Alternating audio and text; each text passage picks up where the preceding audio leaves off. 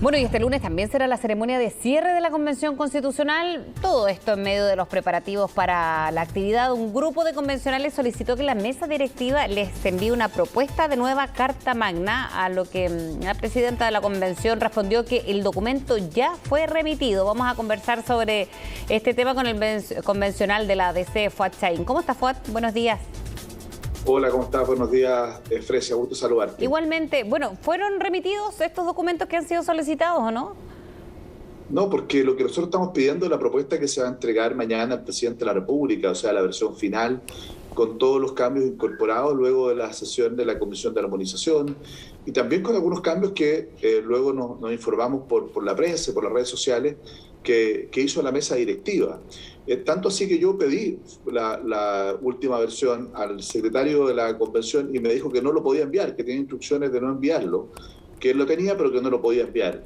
Y eso, a mi juicio, se contradice con un principio y una normativa que está en el reglamento de la Convención, que es de la transparencia. Y por lo tanto, creo que un mínimo de transparencia, creo yo, es que si los convencionales que estamos interesados al menos en conocer la versión definitiva de la propuesta constitucional, previo a la entrega al presidente de la República y, por cierto, a través de él a toda la ciudadanía, poder conocer ya la edición final, definitiva de nuestro trabajo. Ahora, ¿es algo gravísimo? No, pero me parece que era de buen gusto, ¿no es cierto?, que quienes participamos en este trabajo, para bien, para mal, con aciertos, con errores, pudiésemos conocer la versión definitiva antes de que se le entregue al presidente y a la ciudadanía por su intermedio. ¿Sería otra polémica de cara a esta ceremonia? Le pregunto también por los cambios precisamente de pueblos, naciones y preexistentes al Estado, del que usted me mencionaba, pero que fue denunciada por el convencional Larraín Mate, y se cambió por pueblos y naciones indígenas. Eso, según la mesa de la Convención Constitucional, está dentro de las atribuciones del reglamento. Sí, eso no sé, que me gustaría que citaran cuál es la norma del reglamento que les permite hacer edición. Eso no está dentro de las facultades, por algo había una comisión de armonización que era la que tenía la facultad de hacer estas propuestas, pero no podía cambiar texto. Lo que podía hacer era mejorar todo lo que dice en relación con la redacción, con todos los asuntos gramaticales, lingüísticos, y todos los cambios de texto tenían que pasar al Pleno. Por eso que estuvimos votando la semana pasada las indicaciones de armonización que justamente eran aquellas que alteraban el texto. Aquí hubo una alteración del texto y no tengo ninguna duda de que la mesa directiva no tenía facultades para poder hacerlo. Y creo que ellos tienen facultades para poder interpretar el reglamento, pero no tienen facultades para poder modificar ni una palabra, ni una coma de la propuesta constitucional, de las normas constitucionales que se proponen en el borrador, que ahora ya va a pasar a ser propuesta, ya no es borrador. Yo creo que eso fue un incumplimiento absolutamente innecesario del reglamento, que es una extralimitación de la mesa. Ahora, esta sí puede ser una polémica, yo digo, no es una polémica grave, yo tampoco quiero, no, han habido otras cosas peores, pero ¿por qué los convencionales no tenemos el derecho a conocer un documento que existe? No es que no exista, está, ¿ya? Yo lo pedí por WhatsApp y se me indicó que no se me podía enviar. Por lo tanto, no es cierto lo que dice la presidenta de la Convención. ¿Y por qué lo piden? Porque seguramente, o uno de los argumentos es entregar ya, después de hacerlo con el presidente, al presidente Boric, en este caso. ¿Ustedes temen que haya otro tipo de cambios como el que denunció el convencional Larraín? No, en mi caso no es por un tema de desconfianza, la verdad, ¿ya? Es porque creo que lo justo es poder conocer el texto, revisarlo, verlo, ya tenerlo antes de entregarlo. Creo que es lo mínimo, si es nuestro trabajo. Creo que es lo mínimo, ¿no es cierto? Y creo que por lo menos para mí era importante poder revisar la última versión, cómo salió del último pleno luego de armonización, ¿no es cierto?, con este cambio que también se hizo por parte de la mesa directiva, incluso el tema, cuál es el diseño que va a tener. O sea, creo que no es de buen gusto que quienes trabajamos en la elaboración de este documento nos tengamos que sorprender con la última versión el día de mañana. Y ¿eso podría cambiar en su decisión de si va a aprobar o rechazar, Fuad?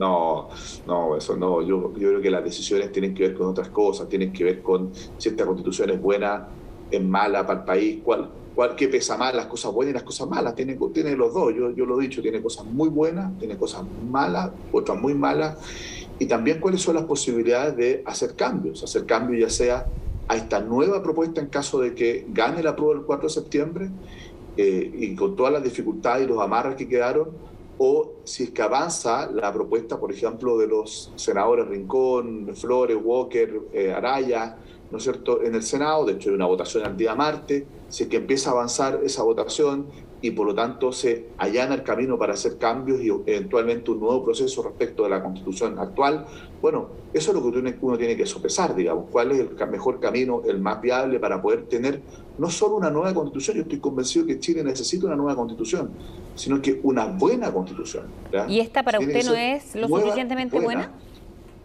Para mí no es lo suficientemente buena, y por lo tanto la pregunta es cómo es más fácil hacer cambios, porque creo que esta Constitución está lejos de ser lo que esperábamos desde todo punto de vista, desde el punto de vista del contenido, desde el punto de vista de la gobernabilidad, la seguridad, la certeza jurídica.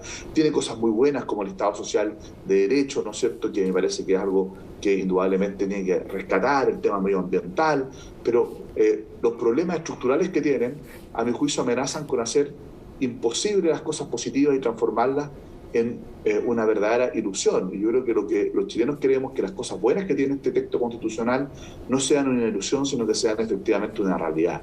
Y por eso que también cuáles son los mejores caminos, alternativas de cambio, es lo que va a decidir mi decisión de voto. Yo la voy a anunciar el próximo día miércoles, ¿ya? El día miércoles voy a decir cuál va a ser mi opción, ¿ya? Pero he estudiado mucho este documento y uno se siente frustrado porque yo fui uno de los que articuló el acuerdo del 15 de noviembre, la primera firma que está en ese documento es la mía. Creo que efectivamente el país requiere una nueva constitución que nos reencuentre. Esta era una gran oportunidad de reencontrarnos en la paz, en la justicia, en la profundización democrática, y creo que desde ese punto de vista siento una frustración, ¿ya? Una frustración porque yo fui protagonista de esto y me hubiese gustado naturalmente que el resultado hubiese sido mejor que el que tuvimos. Y lo que está generando en algunos partidos como el suyo, la Democracia Cristiana, con esta diferencia de si tiene que haber libertad de acción o no, ¿cómo lo ve Fuad en la medida que esto también puede generar algunos roces internos, quizás en la DC u otras colectividades que no tengan un acuerdo en esta materia? Bueno, Fresa, yo creo que usted tiene toda la razón. Creo que hay una cosa que nos une, que es lo que debimos potenciar en el partido. Queremos una nueva constitución, ¿ya? Y eso creo que es un gran consenso dentro de la democracia cristiana, pero tenemos diferencias.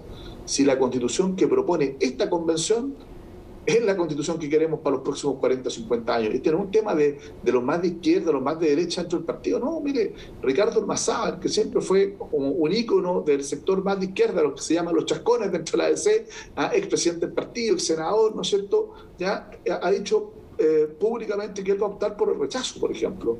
Bueno, entonces no tiene nada que ver con más de derecha, más de izquierda. Creo que esto es si es bueno o malo para el país. Esa es la respuesta que tenemos que responder. Y dentro de la democracia cristiana hay dos opiniones, las dos son legítimas, ¿ya? El apruebo o el rechazo son legítimos. Entonces nosotros propusimos que se hubiese hecho un gran debate con la militancia, discutir este tema. Yo no he sido invitado, por ejemplo, por parte de la directiva, el único convencional de la democracia cristiana, a ninguna actividad por parte de la mesa del partido para poder explicar, dar mi visión, pero sí por las bases militantes. De hecho, el día viernes estuve la tarde en Valdivia, el sábado en la mañana en Los Ángeles, el sábado en la tarde en Angol, y así he estado permanentemente o por Zoom o presencialmente conversando con las bases, y eso lo podríamos haber hecho, y que la base militante definiera un militante, un voto. Eso creo que tenía toda la legitimidad, pero hacerlo una Junta Nacional convocada con 10 días de anticipación, que iba a partir su debate político a las 5 de la tarde para votar a las 8, creo que no tomarse en serio este proceso, sobre todo cuando órganos que están representados en esa Junta Nacional